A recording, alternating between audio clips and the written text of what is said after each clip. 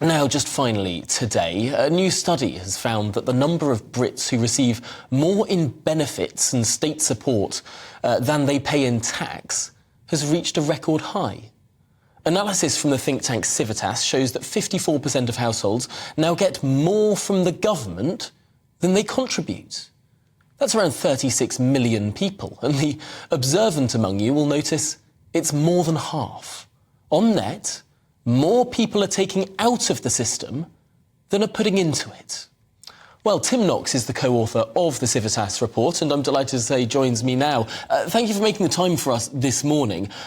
Is it surprising that we found that more than half of the people of this country are a net drain on government resources as opposed to net contributors? It is shocking, and there are two things which make it worse, I'm afraid. First, it's a ratio that has been gradually increasing since the turn of the century. From the 1980s and 1990s, it was about 40% of the population who got more from the state than they pay in taxes. Now, obviously, as you just said, it's 54%. I'm very worried that this proportion will continue to increase even after the pandemic measures are slowly abated. I should also stress that the 54% figure that you mentioned, that actually excludes all the cost of furlough payments which were made in the latest available year, which they're technically, according to the Office for National Statistics, which is where these numbers come from, these numbers, the ONS defines the furlough payments as actually a payment to employers, and employers then pass it on to employees. So it's not a state benefit. Mm. I wonder... It's now going to get worse because of all the people who've dropped out of the workforce, so at least another half a million people.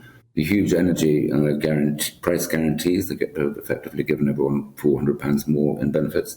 The long-term health problems in the workforce, again, create further problems. Plus, of course, the very significant additional spending on the NHS.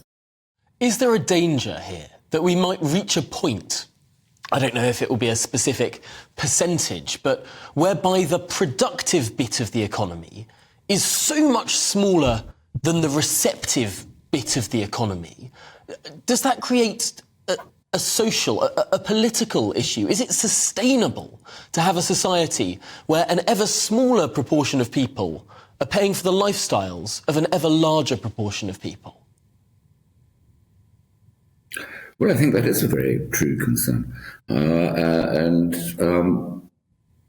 If, as our data show, the middle earning part of the population, if they are receiving more from the state than they pay in tax, then where do all the incentives point?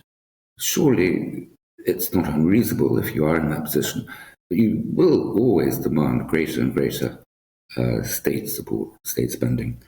And equally, if you're lucky enough to be in the higher earning part of the population, then you will see your taxes increase and increase. And you can only squeeze the rich so far.